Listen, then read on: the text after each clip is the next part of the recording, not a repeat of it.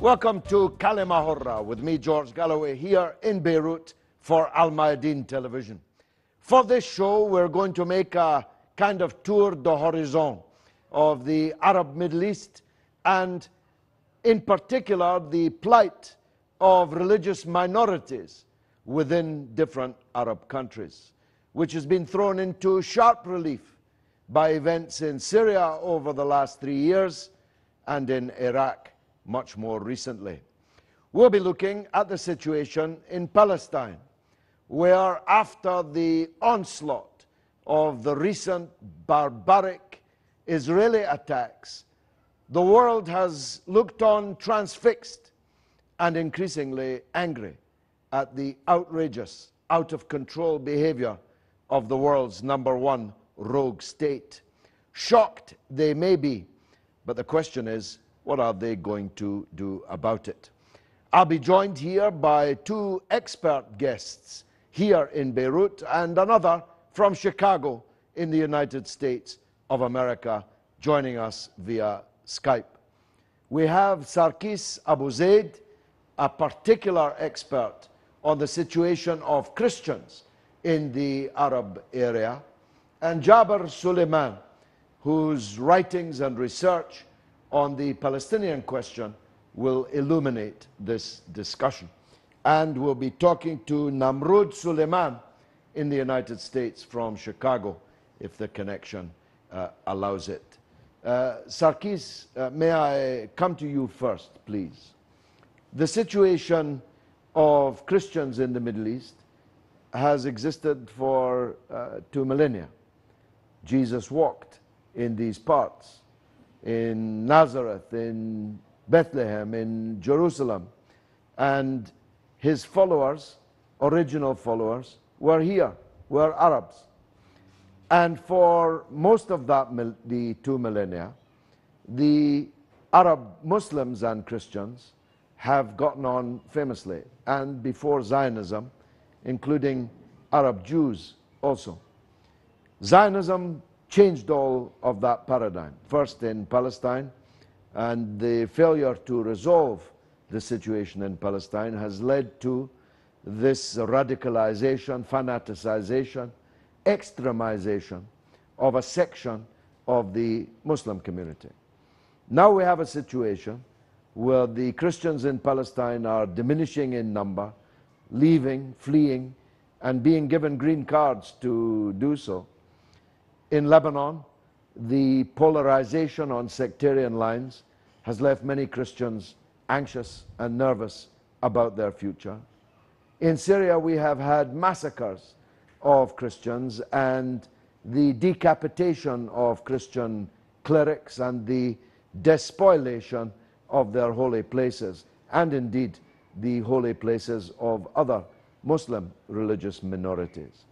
But it is in Iraq where over the last decade or more, the Christian population has felt itself massively under attack, that the situation has reached its most acute levels, with a new phenomenon of ultra-extremist, so-called caliphate forces, openly threatening Christians that they need to convert or that they will be punished, and if they do not pay the punishment, they will be decapitated. This is a truly horrific turn of events. You're an expert on the position of Christians in the Arab Middle East. Kindly tell us how you see the situation now. يعني الوجود المسيحي في المنطقة العربية وفي المشرق العربي تحديدا هو وجود تاريخي، خاصة بأن المسيح هو ابن البيئة المشرقية، هو ابن فلسطين، هو ابن هذه المنطقة. لذلك انتشرت المسيحية وانطلقت من هنا وتمكنت من أن تنتصر في الغرب، وكانت أنا برأيي آنذاك هي نوع من ثورة وطنية قام بها الفقراء والمساكين في هذه المنطقة، واستطاعوا أن ينتصروا على الأمبراطورية الرومانية التي كانت تسيطر وتهيمن، فأصبحت المسيحية هي عقيدة الأمبراطورية الرومانية كوسيلة من أجل توحيد الأمبراطورية. لذلك عند ذاك تحولت إلى دين الدولة الرسمي، ولكن المسيحيون الموجودون في الشرق بقوا متجذرين في أرضهم، لهم علاقاتهم، لهم رسالتهم، ولكن موجودون بشكل دائم، وهم شاهد أساسي على أن التعددية موجودة في منطقة المشرق. لو كان هناك عملية إلغاء لما بقى المسيحيون في المشرق. لذلك كانت العلاقات مع المسلمين أو بمختلف المراحل أحيانا ربما كان هناك شكل من أشكال التشدد أو الاضطهاد، ولكن بشكل عام كان هناك شكل من أشكال التعايش. لذلك استمر المسيحيون بشكل فاعل في هذه المنطقة، ولهم دور أساسي في الحضارة العربية وفي الثقافات المحلية وفي حركة الحداثة المعاصرة. ولكن الملفت بأن مع ازدياد النفوذ الغربي في المنطقة العربية، لا سيما في المشرق العربي، ومع بداية نشوء دولة إسرائيل، نلاحظ بأن المسيحية بدأت تنحسر أكثر. في فلسطين كان عدد المسيحيين يناهز يعني يزيد عن 500 ألف يعني مواطن، ولكن مع نشوء دولة إسرائيل تراجع العدد بشكل مستمر إلى أن وصل عدد المسيحيين الآن في فلسطين المحتلة إلى عدد ضئيل جدا. هناك مثلا من الملفت بأنه حتى في العراق كان عدد المسيحيين مثلا في 2003 تقريبا يقارب 1.5 مليون، ولكن بعد الدخول الأمريكي والسيطرة الأمريكية والاحتلال الأمريكي تراجع العدد لل 2013 تقريبا، لم يبقى سوى 450 ألف مسيحي، والآن بعد الأحداث الأخيرة ربما أصبح العدد يقارب 200 ألف أو ربما أقل. إذن هناك عملية تراجع للعدد، نتيجة أنا برأيي هي نتيجة نظرة غربية صهيونية للمنطقة أو للعالم، تقوم على قاعدة بأن العالم يقوم على قاعدة صراع الحضارات، بأنه صراع بين الأديان. تريد الصهيونية العالمية فرض وجهة نظر تقول بأن الصراع العالمي قائم ما بين حضارة غربية كما يسمونها حضارة مسيحية يهودية تواجه الحضارة الإسلامية. لتثبيت هذه المقولة لابد من إلغاء المسيحيين العرب، وخاصة في المشرق العربي، لأنهم شاهد ضد هذه النظرية وضد هذه المقولة التي تحاول أن تستقوي بها الصهيونية وإسرائيل من أجل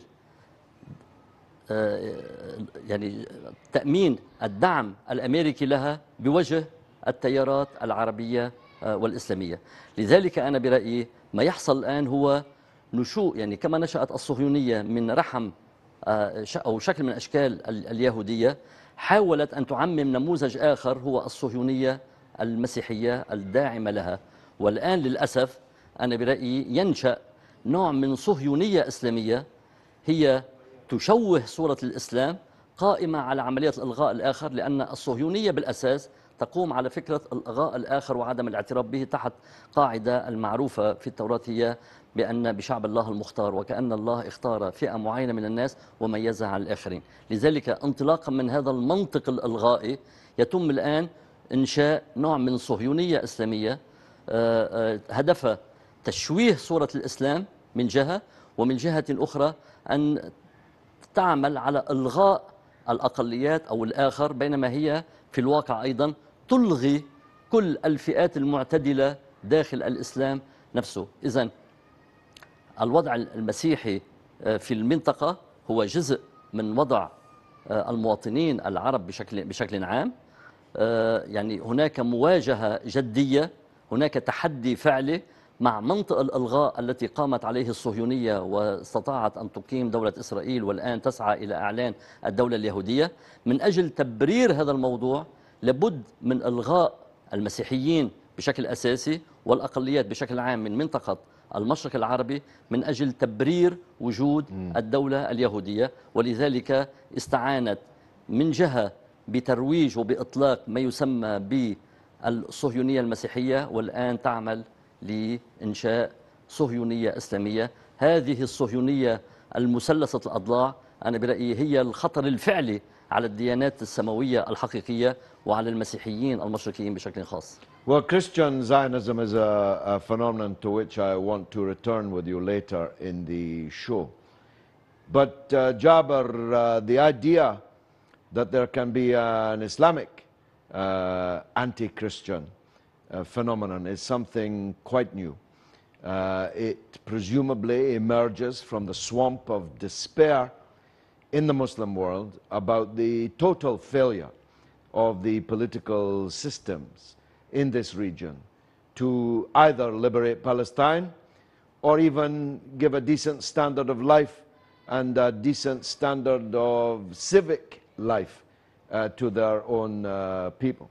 I've no doubt you want to make a comment on that, but I'd like you to, in the aftermath of the catastrophe in Gaza, also give us your view on where the Palestinians stand now. Of course, for those who lost their lives, almost 2,000 people, their lives on this earth are over. But where stand the remaining Palestinians in the aftermath of the Gaza conflict? أود في البداية لو أعلق قليلا على ما قاله زميل سركيس. ظاهرة أو تعبير المسيحية الصهيونية تعبير معروف، لكن اليوم هو أطلق تعبير جديد، الصهيونية الإسلامية. يعني يجب أن نتعامل مع هذا التعبير بشيء من الحذر والتدقيق أكثر، ولكن بالمضمون ربما لا أختلف مع الزميل سركيس. اليوم هذه القوى الإسلامية المتطرفة التي تظهر وجه للإسلام غير وجهه الحقيقي هي الوجه الآخر للعنف الصهيوني، لأنه اليوم إذا يعني هذا يبرر القتل الصهيوني، يبرر المجازر الصهيونية، يبرر العنف الذي يستخدمه الصهاينة ضد الشعب الفلسطيني. وهذه الظاهرة هي أقرب، أنا أسميهم العرب اليهود أو العرب الصهاينة، دعني لا أستخدم كلمة يهود، هؤلاء عرب صهاينة. لكن عندما نتحدث عن يهود عرب، اليهود العرب عاشوا بيننا ولسنا ضد هؤلاء اليهود العرب، لا أستخدم كلمة يهود، ولكن هؤلاء عرب صهاينة. الموقف العربي الآن مما يحدث في فلسطين لا يمكن توصيفه بأقل من ذلك. الملك السعودي بعد 4 أسابيع يخرج علينا ليقول ليدين صمت العالم، وهو الذي صمت أكثر من 4 أسابيع، ويتحدث عن ظاهرة الإرهاب في العراق وفي غير العراق دون أن يوجه البوصلة. إذا الإرهاب هو لنتجه جميعا نحو محاربة الإرهاب الصهيوني. أين موقف السعودية الآن مما يجري بفلسطين؟ وهذا ينطبق على مصر وينطبق على الأردن. فهؤلاء عرب صهاينة، أو على الأقل في هذه اللحظة هم متواطئون، هم شريكون في العدوان على غزة. من هنا أنتقل إلى نقطة غزة. الوضع الآن في غزة، كان هناك أداء غير عادي، أداء أسطوري عسكري لفصائل المقاومة في غزة، حماس وغيرها. طوروا استراتيجيات وتكتيكات لم يتوقع أو يتنبأ بها لا العدو ولا الصديق. حرب الأنفاق، الأسلحة المتطورة، أساليب القتال. هم لم ينتظروا العدو ليأتي إلى غزة، كانوا يذهبون إلى خلف خطوط العدو. هذا موضوع يتحدث فيه الاستراتيجية العسكرية. هناك أداء رائع جدا جدا برغم الخسائر، برغم الخسائر الكبيرة. لا أريد أن أتحدث عن أعداد، برغم المعاناة اليومية. إذا قارنا بين أداء الطرفين، معظم القتلى أو كل القتلى في الجانب الإسرائيلي هم من الجنود. يعني حركات المقاومة الإسلامية كانت تقتل جنود صهاينة، بينما العدو الصهيوني كان يقتل أبرياء وأكثر من ثلثهم من الأطفال. الآن المعركة العسكرية توشك على النهاية، ولا أقول أنها انتهت، والعيون الآن على القاهرة وما يجري في القاهرة. المعركة السياسية أصعب بكثير من المعركة العسكرية، أصعب بكثير على حماس وفصائل المقاومة. بمعنى، هل ممكن هذا الرصيد العسكري، هذا الأداء العسكري الرائع، هذه البطولة، هذه التضحيات، كيف يمكن أن تتحول إلى رصيد سياسي؟ كيف ممكن أن تساعد في فرض شروط المقاومة على العدو الصهيوني برفع الحصار ووقف سلوك المستوطنين سواء بالضفة الغربية وإعادة بناء غزة وتوفير حياة كريمة للفلسطينيين.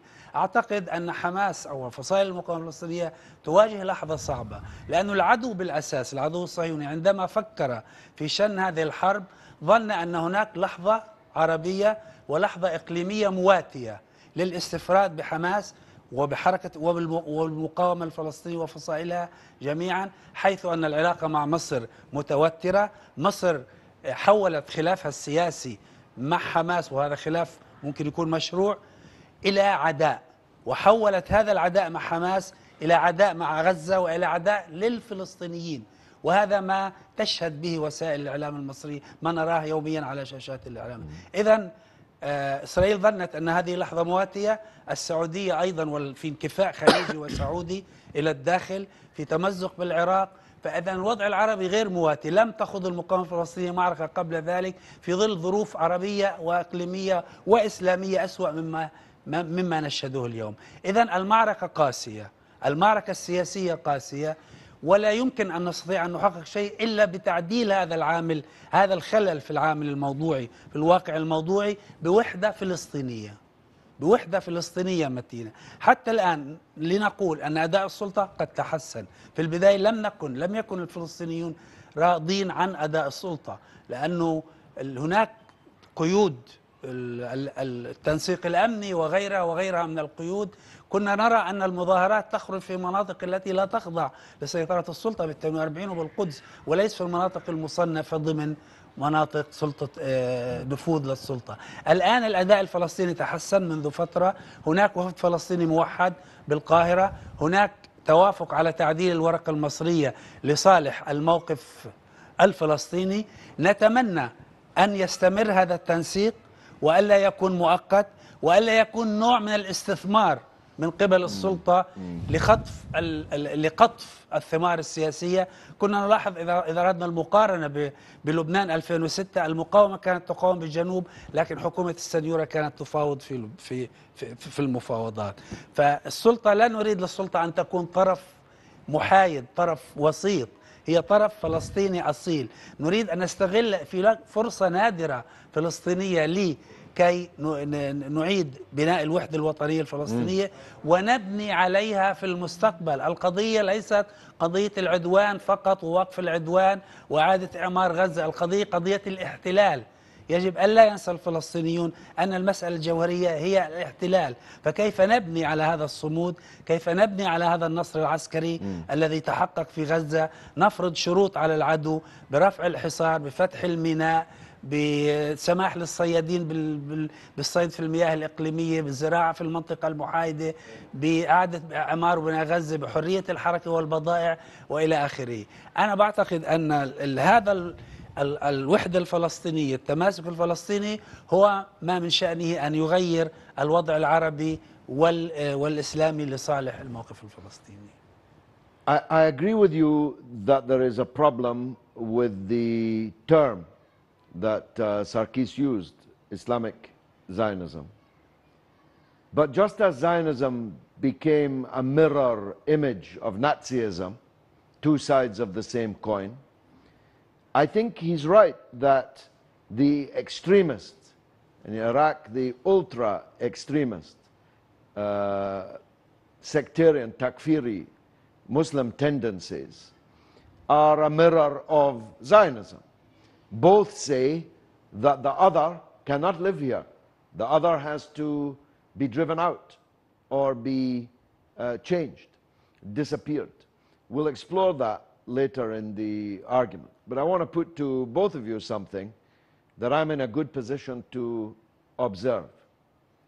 When I started in this Palestinian cause in 1977, all the Arabs were with Palestine, and almost all the Westerners were against Palestine.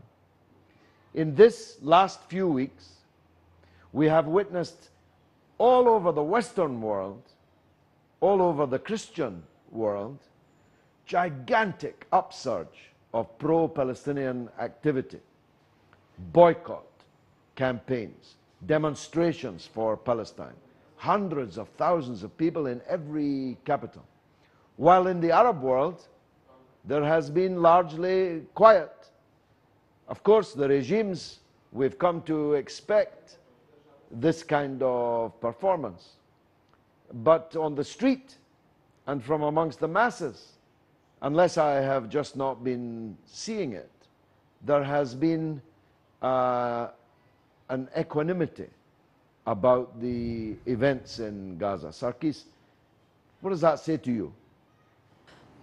يعني واضح أيضا منذ مع بداية الصهيونية أو بداية نشوء دولة إسرائيل كانت أطلقت فكرة التحالف مع الجوار العربي، لأن العرب كانوا بمعظمهم معادون لإسرائيل. عملت الصهيونية إلى إنشاء حلف مع الجوار، يعني مع تركيا، مع إيران، مع أثيوبيا، مع غيرها. بينما الآن نلاحظ بأن إسرائيل لها حلفاء أكثر في الوسط العربي.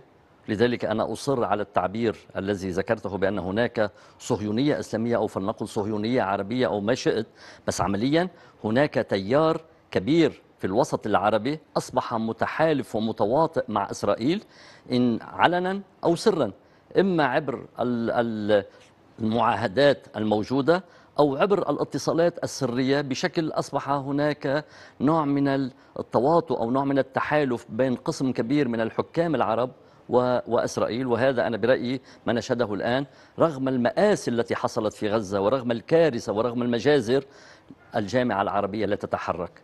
أنا برأيي الجامعة العربية ماتت عندما لا تتحرك بالنسبة لفلسطين ولمناصرة قضية المسألة الفلسطينية، تعني بأنها استقالت من دورها. أيضا الحكام العرب يعني لم يجتمعوا، لم يقوموا بأي دور، لم يقوموا بأي تأثير. ولكن من جهة أخرى أعتقد أيضا بأن الغرب المسيحي هو مقصر، لأنه ربما بسبب علاقته مع إسرائيل ينظر إلى منطقة المشرق العربي من زاوية المحافظة على مصالح إسرائيل وحماية إسرائيل، لأن إسرائيل أيضا تراجعت وأصبحت ضعيفة ويعني وليس لها القدرة أو متفوقة كما كانت تدعي سابقا. ولكن المحيط العربي والمحيط في المشرق، الدول المحيطة بإسرائيل أصبحت هي أيضا أضعف. لذلك عملوا وشاركوا على تفكيك وتفتيت منطقة المشرق إلى مزيد من الدويلات والتقسيم، بالإضافة إلى تشجيع التيارات التكفيرية التي تقوم على الإلغاء، وهي الوجه الآخر للصهيونية. بهذا المعنى أنا أتكلم عن صهيونية إسلامية، بمعنى أن هناك تيارات أو جهات تدعي أو تنطلق من الإسلام لتقوم على قاعدة إلغائية، بينما الكل يعلم بأن الإسلام بجوهره هو حضارة وهو تعاون وهو رقي. لذلك أنا برأيي الغرب من خلال تواطؤه أيضا مع إسرائيل يعمل على تفكيك المجتمعات المحيطة بإسرائيل من أجل توفير الأمن والأمان لها، لأن إسرائيل بدأت تشعر بأن ليس لها حدود آمنة، لأن حدودها أصبحت بفعل الصواريخ، بفعل تطور قدرات المقاومة، بدأت إسرائيل أيضا تشعر بالخوف وبأن لا يوجد حدود آمنة. لذلك تريد أن تدمر المجتمعات العربية، وليس فقط تغيير الأنظمة العربية. ما نشهده الآن هو تدمير المجتمعات العربية. لذلك أنا أطرح الآن عبر هذا البرنامج الجريء دعوة لقيام ما أسميه الحق في الحياة أولا، لأن أنا برأيي ركز الغرب على على مقولة حقوق الإنسان، بينما نشهده فعليا أن حقوق الشعوب مهانة، حقوق الشعوب غير محترمة، حقوق البشر غير يعني مسلوبة. لذلك قبل حتى نستطيع أن نقوم بديمقراطية أو بمقاومة أو بكل ذلك، علينا أن نكون على قيد الحياة، لأن ما نشهده الآن من حركات عنصرية بدأت بإسرائيل. The right to be alive, to try to make our lives better. Look, we'll come back to this appeal, and Jaber will respond to it. But I need to take a break, and right after the break, we'll be going all the way to Chicago. Stay with us.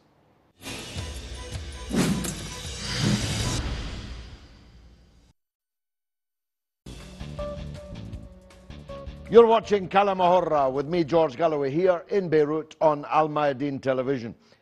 This show, we're touring the horizon, tour the horizon of the Arab area, looking in particular, though, at the position of minorities, ethnic and religious minorities, within the Arab world, as all sorts of new forces are thrown up by the utter incapability of the Arab political system to respond to the twin challenges facing the 350 million Arabs, namely the foreign occupation, direct foreign occupation of Palestine, and the indirect foreign occupation of almost all of the Arab countries, and their political systems' complete failure, maybe unwillingness in any way to challenge that. New phenomena are being thrown up. One of those is a kind of rabid, savage, takfiri, fanatic brand of Islam, speaking, they say, in the name of a section, maybe the majority of the Muslims, though most of us would contest that. We've been talking to our experts here in Beirut. Let's throw to Chicago in the United States of America to talk to Namrud Suleiman, with a particular expertise as a writer and an analyst in events in Iraq. Namrud, thanks very much for joining us. Can you describe the situation today in Iraq? Because the mass media in the West has diverted its gaze from Iraq. Just a few weeks ago, it was fixated on Iraq. But over the last weeks, with the massacres in Gaza and so on, I myself have lost track. Where is this extremist tide reached to, and what have been the effect and implications for those Christians, Kurdish people, Shiites, who have fallen under their domination? Let me hear from Namrud on that. بداية إذا تسمح لي ثمة ملاحظات أرى لابد من الإدلاء بها. Sure. واحد، يجب أن لا ننظر إلى كل محطة من المحطات بشكلها الجزئي، يجب أن ننظر عليها بشكل عام. بمعنى أن نقوم بربط ديالكتيكي بين ما يجري في سوريا وما يجري في الموصل وما جرى في غزة، والآن ماذا يجري في أبدان اللبنانية، لأن هذا المخطط عام وشامل. إذن علينا أن ننتقل من العام ثم ننتقل إلى الجزء كي نصل إلى نتائج حقيقية ملموسة. ثانيا، المسيحية والمسيح. نعم، المسيحية نشأت في بلادنا. المسيحية عمرها 2000 سنة ونيف، ولكن هناك سؤال غائب عند الجميع. إن تاريخ العراق على سبيل المثال 7000 عام، والمسيحية عمرها 2000 عام. سؤال: أين 5000 عام من تاريخ العراق؟ لماذا تضيع؟ هناك كان إمبراطورية في العراق تسميها الإمبراطورية الآشورية، وحكمت كثيرا، وهي التي وضعت الأسس الأولى للحضارة، ولكنها منذ وجودها دخلت في صراع مع إسرائيل أو مع اليهود. من هنا قال بن غوريون في مذكراته: علينا أن نسوي حساباتنا مع الآشوريين الذين ساهموا في تدمير هيكل سليمان. 3. الأنظمة العربية وإسرائيل أو اليهود. لا نقول أن العرب يهود أو العرب الصهاينة. هناك لقاء مصالح بين الأنظمة العربية وما بين الإسرائيليين، يعني علاقة مرتبطة ببعضها البعض. تطوروا معي، لولا وجود إسرائيل ما هو مبرر بقاء هذه الأنظمة التي تعيش فسادا في هذه الأوطان كلها؟ إذن إسرائيل تبرر وجود الأنظمة، لأن هذه الأنظمة لم تخرج من رحم الوطن، لم تخرج من رحم الشعوب المنطقة، هي فرضت علينا. يعني هل تتصور دولة مثل السعودية اسمها آل سعود، يعني هذه الأسرة بغض النظر عن سلبياتها وإيجابياتها، كيف تحكم أغنى بلد بالنفط يصدر يوميا 5 مليون برميل من النفط وتحكمها أسرة واحدة؟ وهناك بعض التقارير تقول أن نصف هذه الأسرة من الميزانية السعودية تساوي بين 80 إلى 85%. من جاء بها؟ من أعطاها السعودية؟ كيف تم ذلك؟ رابعا، الآن دخلنا بمرحلة الأصولية السياسية، بمعنى الانتقال من حالة الوعي الديني إلى حالة السلطة، يعني إلى حالة سياسية مرتبطة بالسلطة. هنا تكمن الكارثة. هذه الحالة دخلت فيها تركيا منذ 100 عام تقريبا، وكانت مجازرها حول الأرمن واضحة. الآن هذه الدول العربية، يعني بعض المخططين من الدول العربية الإقليميين وبغطاء دولي، يريدون أن تحدث ما حدث في تركيا أيام زمان لأسباب اقتصادية بحتة. هناك درس أو هناك دروس كثيرة استفادها الأمريكان من أحداث أيلول، لكن الدرس الواضح والصارخ هو ما يلي: لا بد من إثارة حرب اسمها حرب داخل الداخل ما بين السنة والشيعة بالتمام والكمال، كما حدث في القرون الوسطى بأوروبا بين البروتستانت والكاثوليك. هدف ذلك تحويل منطقة الشرق الأوسط إلى رماد مفتوح، وتسمية مصطلح الرماد المفتوح قاله الفيلسوف السوري الكبير الدكتور طيب تيزيني. ومنذ زمان بهذه الحالة تأتي أمريكا وشركائها الإقليميين والأوروبيين لبناء شرق أوسط جديد كيفما يرغبون به، ومن جهة ثانية يدافعون عن أنفسهم من هجمات كهجمات أيلول منذ عام 2001. إذا ما جرى في العراق هو تقديم الإسلام بحالة سياسية حاقدة، بحالة سياسية استئصالية، هدفها الإساءة إلى الإسلام قبل أن تكون إساءة إلى المسيحيين والأكراد والشبك. ومن يظن عكس ذلك فهو يخطأ. عمر بن الخطاب أيام الخلافة الصحيحة جاءه شخص مسيحي من مصر واشتكى إليه من والي مصر سعد بن أبي وقاص، فأنصف عمر بن الخطاب ذلك الشخص ووقف ضد سعد بن أبي وقاص. هذا هو الإسلام. الإسلام حسب ما جاء في القرآن قال: إنا أرسلناك للنبي صلى الله عليه وسلم رحمة للعالمين. هذه هي الرحمة للعالمين، أن تضع شروطا 3 أمام أعرق مكون في العراق عمره 7000 سنة وتقول له إما الدخول في الإسلام وإما الذبح وإما بيننا وبينك حد السيف. كيف كل العالم من أمريكا إلى أوروبا تحركت من أجل عسكري إسرائيلي، هل هو مختطف، هل هو أسير، هل هو مقتول؟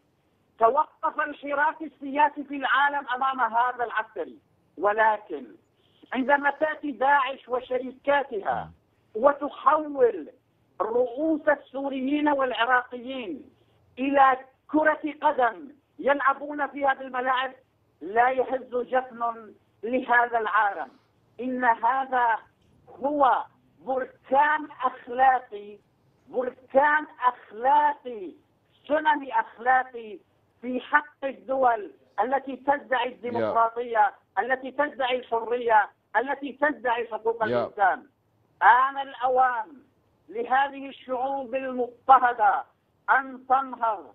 آن الأوان أن تنفض غبارها وتستلم زمام الأمور وتقرأ الواقع كما هو. Wake up is what we're all looking for, Namrud. Let me get a reaction from my friends here in the studio. Jaber, he paints a very apocalyptic picture of a volcano perpetually erupting, and in the interests of those who are stoking the fires.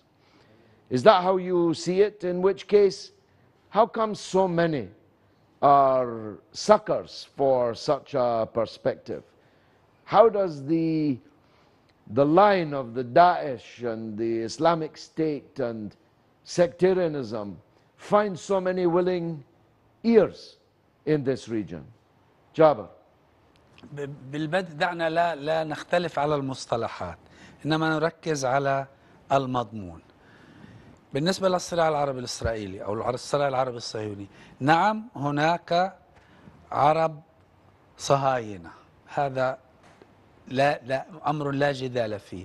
كنا بالعام 48 وبعد العام 48 وفي الخمسينيات نتحدث أحيانا عن عجز عربي، عن هوان عربي، عن ضعف عربي، عن عدم توظيف أسباب القوة العربية في الصراع العربي الصهيوني، عن تخلف. لكن اليوم أصبح واضحا أن هناك أكثر من تواطؤ، هناك تنسيق مشترك بين بعض هذه الأنظمة وبين الكيان الصهيوني، لأنه الحقد، دعنا نقول أحيانا الحقد السياسي عندما نتحدث عن النظام في مصر، الحقد السياسي تجاه بعض زي تجاه حماس على سبيل المثال، يتحول إلى عمى استراتيجي، حتى لم تعد تفرق مصر بين أمنها القومي، غزة جزء من الأمن القومي المصري، ولم تعد تفرق بين حماس وبين فصائل المقاومة الأخرى وبين الشعب الفلسطيني. إذن هذا الواقع اليوم مشخص وموجود، ونتنياهو اليوم بانسحابه من طرف واحد التدريجي أو إعادة الانتشار أو سميها ما شئت، يقول أنه قد يكون أحد الإيجابيات أو الثمار التي سيقطفها من حرب غزة هو بناء علاقات إسرائيلية عربية جديدة، وهو يشير إلى العلاقات مع مصر وبشكل خاص العلاقات مع السعودية والعلاقات مع مصر، يشير إلى وجود حلف جديد عربي إسرائيلي حتى متجاوزا الولايات المتحدة الأمريكية. ويقول بعض المحللين أن أمريكا غير راضية عن هذا التوجه الإسرائيلي المباشر إلى الأنظمة العربية من خلف ظهر الولايات المتحدة، قد يكون فيه مبالغة، لا تستطيع إسرائيل أن تلعب مثل هذا الدور بمعزل عن الدور الأمريكي.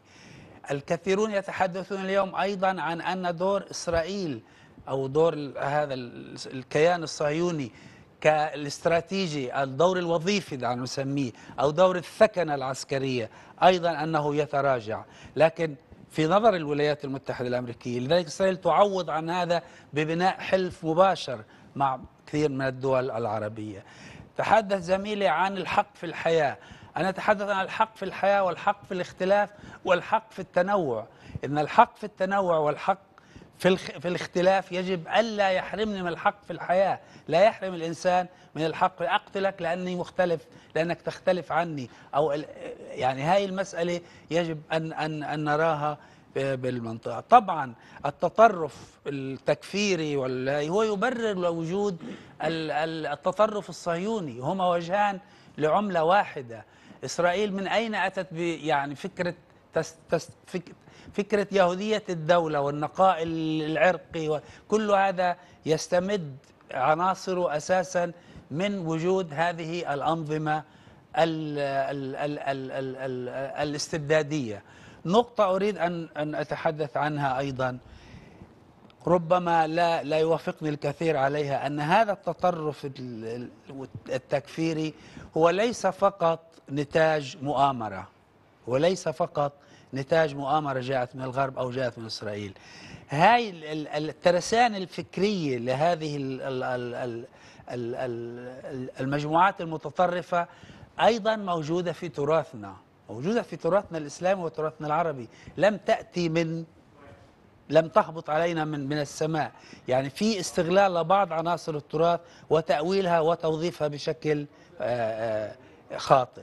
من جهة أخرى هي أيضا الوجه الآخر لأنظمة الاستبداد. لا نعفي أنظمة الاستبداد العربي من دورها في توفير التربة الخصبة لنمو هذه الحركات التكفيرية. الدولة الوطنية العربية التي فشلت في التنمية، التي ألحقت المجتمع بالدولة، لم تكن الدولة يعني أفشلت العقد الاجتماعي الذي يجب أن يكون الدولة كعقد اجتماعي، سوء توزيع الثروة، النهب، كل هذا خلق تربة خصبة لنمو مثل هذه الحركات التكفيرية. يعني أنا هنا أضع عاملين: الحركة الصهيونية والإمبريالية الأمريكية والغرب في سعيه الحثيث من أجل تجزئة المجتمعات العربية، وليس فقط القضاء على الدول. الدولة العراقية انتهت، الآن عملية إعادة البناء متعثرة وكلنا نشهد ما يجري في العراق. الآن في محاولة للقضاء على الدولة السورية أيضا، لكن الموضوع يتجاوز موضوع الدول إلى تجزئة المجتمعات. وأنا أحيل هنا كثير من المستمعين إلى مؤتمرات هرزليا اللي كانت تعقد في إسرائيل منذ سنوات، يتحدثون عن تجزئة المجتمعات العربية، وقد الآن يشعرون أنهم قد حققوا بعض النتائج. لا أعفي الدولة الوطنية العربية الاستبدادية من مسؤولية ما يجري الآن في الوطن العربي. Sarkis, the Arab regime's collaboration with Zionism is long-standing, and we all know it, even though it's becoming more open. But isn't there a confluence between the Zionist idea of confessional states, a Jewish state, Christian states, Sunni states, Shia states, and so on? Isn't that confluence with Western interest in making the Arab people as divided and weak as possible? There was a time when Israel had very close relations with some aspects of Christianity in Lebanon, for example, and they openly collaborated with each other because Israel wanted to see the breakup of the Arab countries into these confessional emirates and sectarian emirates and even ethnic emirates. يعني واضح بأن هناك محاولة للمحافظة على أمن إسرائيل بأن يكون هناك هذا التفتيت والتفكيك. يعني يمكن العودة إلى مرحلة الفرنج في بلادنا، حيث تمكنوا من السيطرة وبناء دولتهم في فلسطين، لأن كانت المنطقة المحيطة بفلسطين قائمة على مجموعة إمارات صغيرة حافظت على هذا الغزو الخارجي لمنطقتنا. لذلك الآن نشهد أيضا هذا التكرار لهذه المسألة، خاصة مع تراجع القومية العربية، مع تراجع الفكر الوحدوي، مع تراجع الدولة الوطنية القائمة على العدالة والمساواة والديمقراطية. لأنه أنا برأيي المشكلة في المنطقة هناك صراع بين مفهومين للحضارة، بين مفهوم إلغائي عنصري طائفي مذهبي إلغائي، وما بين نظرة منفتحة سمحاء منفتحة تعترف بالآخر وتريد أن تتعايش مع الآخر وتقيم التعددية وحق الاختلاف. لأن الأمور الحق في الحياة هو فعلا قائم على هذا التنوع وعلى هذا التعدد القائم بواقع الحياة اليومية. لذلك أنا برأيي نشهد صراع ما بين مفهومين للحضارة: هذا المفهوم العنصري الذي أطلقته وكرسته الصهيونية في إسرائيل، وتحاول الآن أن تحيط نفسها بمجموعة من الدويلات أو مجموعة من الإمارات التي تقوم على قاعدة مذهبية عنصرية إلغائية. لذلك أريد أن أقول بأن المشكلة في المنطقة ليست مشكلة أكثرية وأقلية كما البعض يحاول أن يصورها، لأنه أنا برأيي المشكلة هي ما بين كل الجماعات، لأنه أيضا الأكثرية هي مؤلفة من مجموعة من الجماعات المنقسمة على ذاتها وهناك خلافات. بالإضافة يجب الإضاءة أيضا بأن داخل الجماعات، داخل الطوائف، داخل المذاهب، داخل الأديان هناك خلافات داخلية، هناك صراعات لها بعد اقتصادي، لها بعد ريف ومدينة، لها بعد لنظرة إلى الآخر. إذن هناك خلافات أيضا داخل الجماعات وداخل الطوائف وداخل المذاهب. لذلك أنا برأيي بأن الغرب بالتواطؤ مع الصهيونية العالمية يسعى إلى إغراق منطقة المشرق العربي بحرب أهلية. لذلك ما نشهده الآن من ضفاف المتوسط إلى ضفاف الخليج، وكأن هناك حرب أهلية واحدة تمتد من لبنان مرورا بسوريا إلى العراق، الأردن ربما مرجح، فلسطين كذا. يعني هذا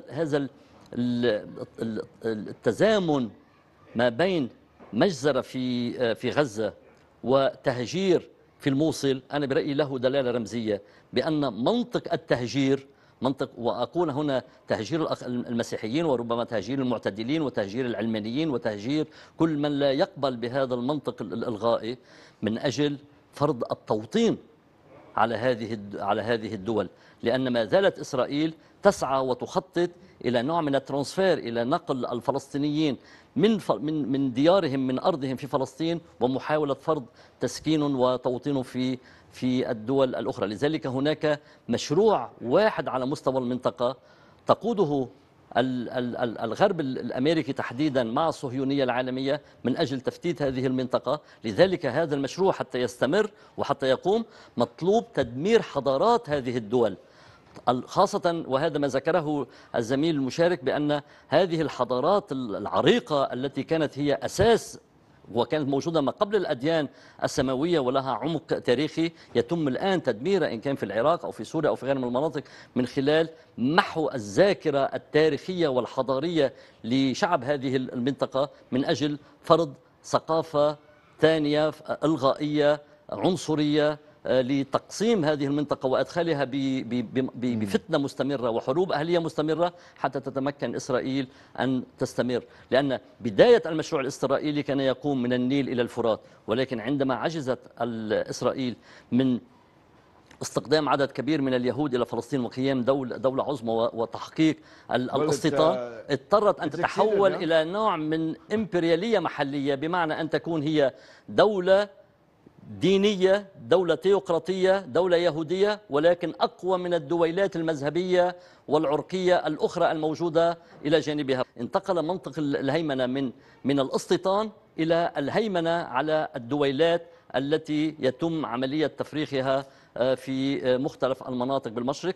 الهدف الأساسي هو إبقاء سيطرة إسرائيل على المنطقة بعد أن ضعفت أو بعد أن تراجعت قوتها، بمعنى أن تكون هي المتفوقة فقط. لذلك أنا برأيي هذا مخطط يشارك فيه الغرب وهو مسؤول عن هذا الموضوع، خاصة الآن أنا برأيي عندما يتم تهجير المسيحيين بالموصل ولا تتحرك الغرب، يعني هذه مسؤولية أيضا. Yeah, it's not the West who are cutting people's throats in Mosul and lining people up and cutting their heads off. The West may have been behind the impulse. The West may even, we'll discuss that with Namrud later, even be involved in financial and political, maybe even some military coordination. But there's no shortage of Muslims, no shortage of Arabs who are ready to do the head cutting. We'll be right back.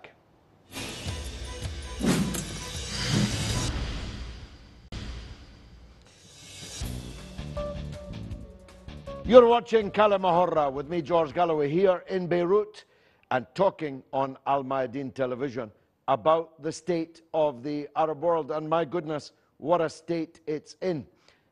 We need to properly analyze that state. We need to analyze the causes of that state if we're going to get out of the state that we're in now. I'm linked up over the Atlantic with Namrud Suleiman, and writer and analyst in Chicago, Illinois, and I'm hoping that he can finally sum up his views over the telephone now. Namrud, you don't have to be a conspiracy theorist, and I'm not one, to believe that there's something funny going on about this caliphate, this Islamic state that now rules a very substantial part of Iraq and is steadily gobbling up more.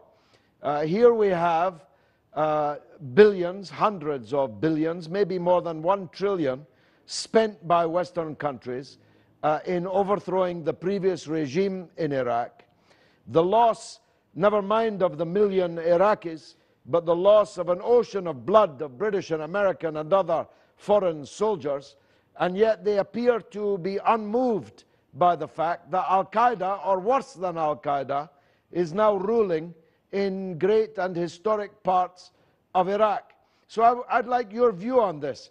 Who is behind this ISIS? Why is the West so, complacent at the very best to their steady advance? What do you think lies behind all of this? سيدي الكريم، بداية لا وجود للعرب ككيان سياسي على الخارطة العربية، ككيان سياسي مؤثر في الساحة الإقليمية أو الساحة الدولية. العرب موجودون كسلعة، وخاصة سلعة نفطية، يعني عبارة عن محطات كاز ستيشن، وخاصة دول الخليج. أمريكا والغرب طبيعتها وتكوينها الطبقي رأسمالية. هذه ما يسمى بالدول العربية التي لا وجود لها ككيان هي أدوات بيد الدول الكبرى. سابقا كانت تحركهم إنجلترا، والآن تحركهم أمريكا.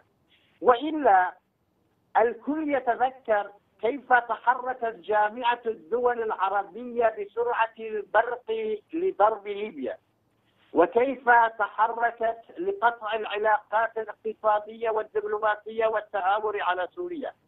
وكلنا يلاحظ كيف تسكت هذه الجثث المحنطة. الأنظمة العربية عبارة عن جثث محنطة تنتهي بموت صاحبها. إذن علينا كشعوب أن ننظر إلى هذه المسألة ونفهمها. داعش، أنا لا أستطيع أن أتحدث عن داعش أكثر ما تحدث عنه أدوارد سنودن، والكل يعلم ما هو يقول بأن أبو بكر البغدادي عميل للموساد الإسرائيلي والأمريكان. سيدي الكريم، الأمريكان يفتخرون بالتكنولوجيا وهم على حق. يقولون بأن الطائرات الأمريكية تكشف فأرة صغيرة تمشي في حقول القمح أثناء الحصاد. كيف لا ترى أمريكا داعش وما تقوم به؟ ولكن السؤال، هل هناك خدمة لمصلحة أمريكية، مصلحة خليجية فيما تقوم به داعش؟ نعم، الخليجيين لديهم مصلحة. السعودية تنظر إلى العراق على سبيل المثال بأنه محمية إيرانية. تقول السعودية وأيضا تركيا في هذا الخط: لماذا إيران تسيطر على كل العراق؟ فلنأخذ نحن جزءه الذي هو الجزء السلمي. وكمبرر لذلك لابد من خلق أجواء فوضى كبيرة كي نستطيع أن نحقق هذا الهدف. وهناك تلاقي مصالح ما بين الدور السعودي وما بين الدور التركي في هذه المنطقة لأسباب. وإلا لماذا هذا السكوت عن داعش؟ يعني كيف تستطيع داعش خلال ساعات قليلة جدا أن تقوم بما تقوم به؟ ونحن نعلم أنها أدوات. ويقول يعني سنودن يقول أن هؤلاء هم عملاء. إذا هذه الداعش ما هي إلا أدوات بيد الدول الغربية وبأدوات عربية أقليمية. وإلا ما مبرر هذا الصمت؟ لم نلاحظ دولة عربية شجبت وبقوة ما تقوم به داعش. يعني كنا نتمنى أن تدين السعودية والخليج وجامعة الدول العربية داعش كما أدانت النظام السوري. بالعكس تماما، هي بطريقة أو بأخرى تدعم وتغذي. من أين هذه الأموال الطائلة القادمة إلى داعش؟ الآن نحن على اتصال دائما بالسوريين. هناك سوريين يا سيدي علمانيين وماركسيين يقولون وصلنا إلى خيارين: إما الموت أو نذهب إلى داعش، لأن الجهة الوحيدة التي عم تغرق من الأموال قادرون على العيش. نحن مرغمون إما البقاء وإما الانضمام. من أين كل هذه الأموال؟ لماذا لا تصرف هذه الأموال إلى غزة؟ ما مبرر هذا السكوت عن غزة يا سيدي الكريم؟ لماذا تتحرك فرنسا ويتحرك العالم كله ولن تتحرك دولة عربية؟ إلى هذه اللحظة كلما تزداد الجرائم العربية كلما الإعلام العربي يذهب باتجاه آخر. أليس هذا؟ Well, there's no doubt that the jihadists, as they describe themselves, appear entirely disinterested in making jihad against the settler state of Israel. They prefer killing Muslims and Christians in the territories they're operating in now. Namrud, thanks for that. Jabbar, Namrud described these fossilized corpses of the Arab regimes. He said they were expired. But I've been thinking they were expired for 40 years and they're still standing. Does this crisis in Gaza, the failure of the Arab system, does the collapse into collapsing states of Syria and Iraq, does that herald a new lease of life for these regimes, or does it bring the day of their final expiration closer? أنا سبق وأن أكدت أن إسرائيل ما كانت لتجرؤ على القيام بهذا العدوان وبهذه الحدة وبهذه الهمجية لولا تحليلها أن الوضع العربي في وضع ملائم جدا، الوضع العربي والوضع الإقليمي، وخصوصا في مرحلة الآن الغموض أو مرحلة الالتباس التي يمر بها العالم العربي إثر ما سمي بالربيع العربي.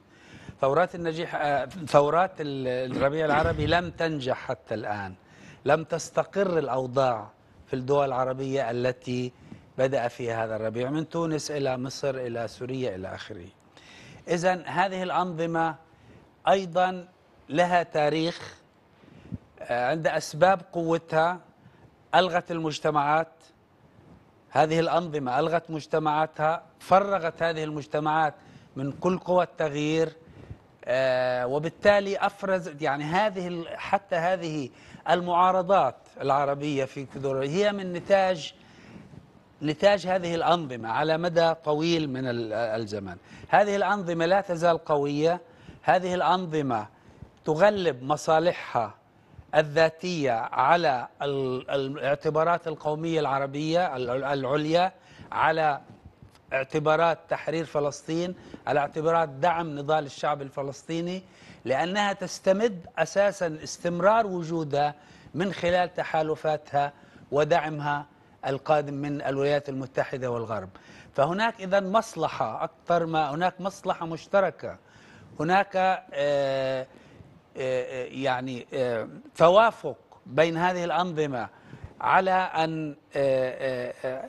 القضاء على كل إمكانية مقاومة في الوطن العربي للمشروع الصهيوني والمشروع الإمبريالي. لذلك ما نشهده اليوم في غزة هو غريب جدا جدا، لم يحصل ولا في أي صراع سابق منذ 48 اليوم. على الأقل كنا نسمع تأييد لفظي، ولكن تخيل أنه العالم العربي حتى على المستوى الشعبي ردات الفعل العربية كانت أقل مما ينبغي.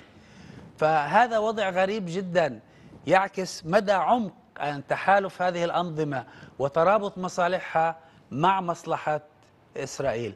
هذه الأنظمة مستمرة، الحل هو في الديمقراطية، الحل هو في بناء الدولة الوطنية على أساس ديمقراطي وعلى أساس إطلاق طاقات المجتمعات العربية لتعبر عن نفسها وتبني نفسها بشكل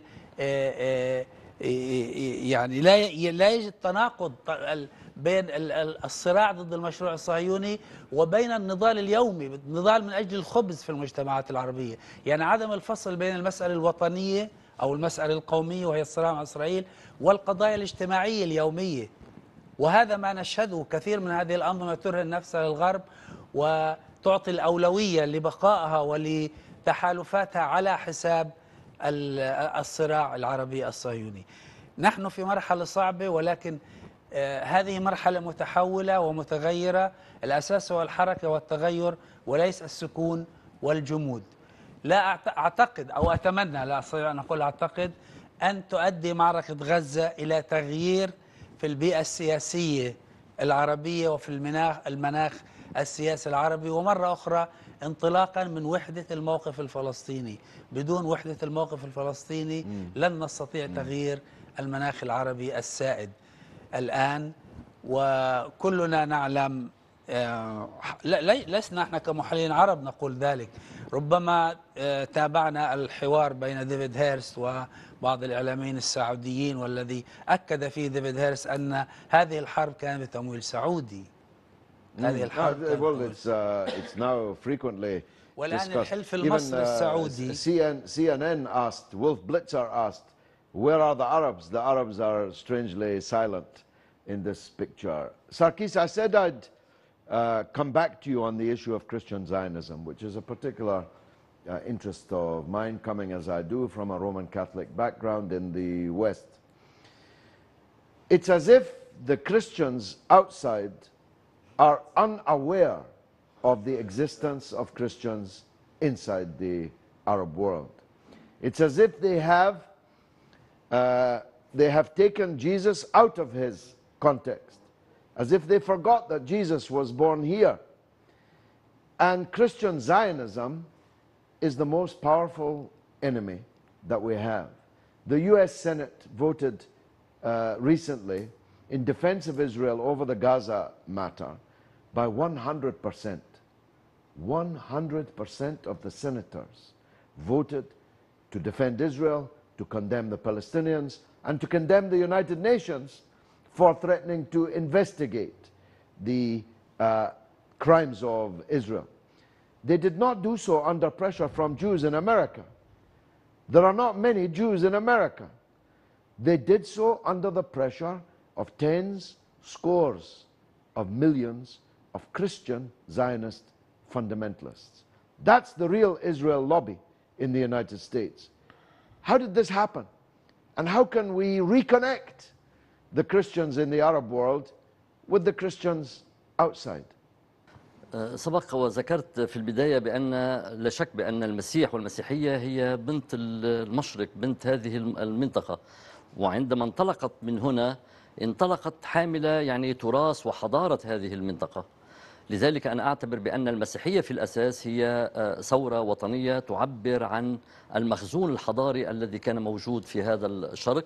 هي تعبر عن الفقراء والمساكين الذين توجهوا إليهم السيد المسيح، واستطاعت أن تنتصر على جبروت وعلى استكبار وتسلط الأمبراطورية الرومانية التي كانت سائدة في ذلك الزمن. إذن المسيحية بالأساس هي ثورة وطنية اجتماعية قام بها، عبرت عن هذه المنطقة واستطاعت أن تنتصر. ولكن للأسف أن الأمبراطورية الرومانية حولت هذه الثورة الحضارية من ثورة روحية فكرية إنسانية إلى دين رسمي للدولة الرومانية، حتى تستغل هذا الدين وتستطيع أن تحافظ على الأمبراطورية من جهة وتسيطر من جهة أخرى.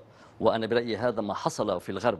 وأعذرني أن أوضح، عندما أقصد بالغرب بشكل عام هي الأنظمة والطبقات الحاكمة ورجال المتسلطين، وليس عامة الناس، لأن هناك أيضا أشخاص وفئات اجتماعية في الغرب المسيحي لهم نزعة إنسانية، نزعة مع المساواة والديمقراطية ومحبة الشعوب. ولكن للأسف بأن المسيحية الآن في طبعتها الأمريكية أو في طبعتها الغربية بشكل عام أصبحت أداة تسلط، أداة تضليل، أداة يعني نوع من الالتحاق بالمشروع الصهيوني. ربما هذا جزء من تأثير الصهيونية العالمية على على المفكرين المسيحيين في الغرب. أمامها يعني دعني أطرح السؤال بطريقة أخرى. أنا أعتقد بصراحة بأن على المسيحيين الشرقيين، على المسيحيين الانطاقيين، على المسيحيين في هذه المنطقة لهم دور استثنائي أيضا.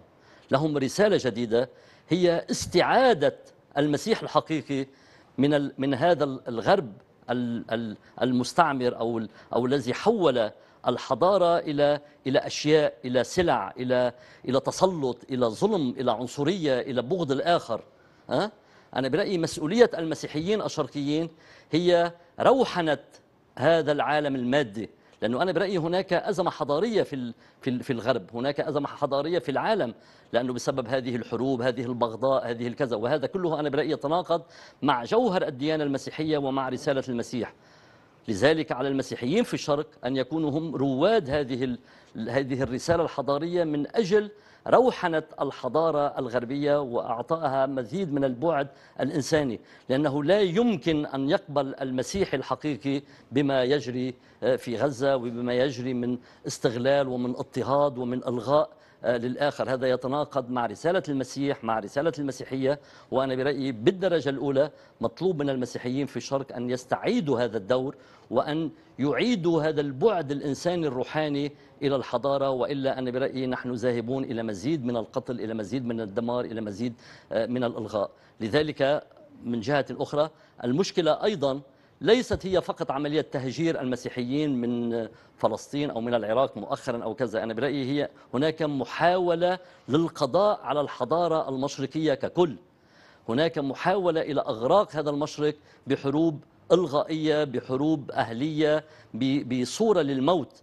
لذلك أنا برأيي المسيح الحقيقي هو إعادة الإنسان كما قال جبران خليل جبران، يعني هذا يسوع ابن الإنسان. يعني علينا أن نعيد هذه الصورة إلى أعطاء قيمة للإنسان، وليس إلى المصالح وإلى البترول وإلى الغاز وإلى التسلط لذلك أنا برأيي المشكلة الحقيقية هي مشكلة في السلطة، هي في كيف نقيم سلطة تعيد الاعتبار للإنسان، تعيد الاعتبار لحقوق الإنسان، لحقه في الاختلاف، لحقه في التعبير بالكلمة الحرة.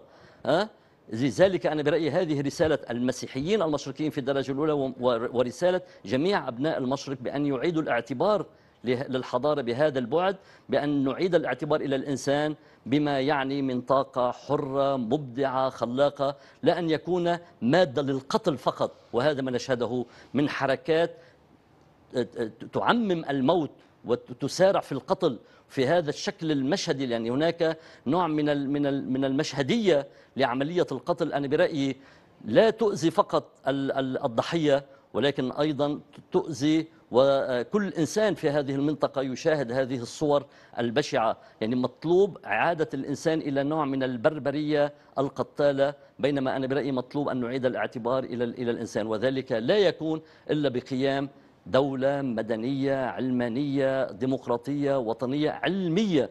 لأن أنا برأيي هذه الموجات من الجهل هي لا تؤدي إلا إلى مزيد من سيطرة الصهيونية وإسرائيل وأمريكا على المنطقة، لأنه مطلوب أن يكون هناك تسلح أيضا بالعلم بالوعي بالمعرفة. لذلك ربما بداية مواجهة هذا الوضع أنا برأيي مطلوب، وهذه دعوة أوجهها لجميع المثقفين، ربما مطلوب أن يكون هناك جبهة من المثقفين لمواجهة حركات التكفير وحركات الإرهاب، لأن حركات التكفير والإرهاب كما ذكر البعض بأن لها بيئة بالثقافة وبالموروث وبالنظرة إلى الدين وباستعمال المقدس من أجل مزيد من القهر والدماء والدمار. لذلك أنا برأيي مطلوب أن نعيد الاعتبار إلى الإنسان أولا ليكون هو أساس الحضارة وهو أساس التقدم وهو أساس. وأنا برأيي هذا هو دور المسيحيين وهذا دور أبناء المشرق بشكل خاص. آمين. So say all of us. Thank you very much, Sarkis. Thank you, Jaber. Thank you, Namrud.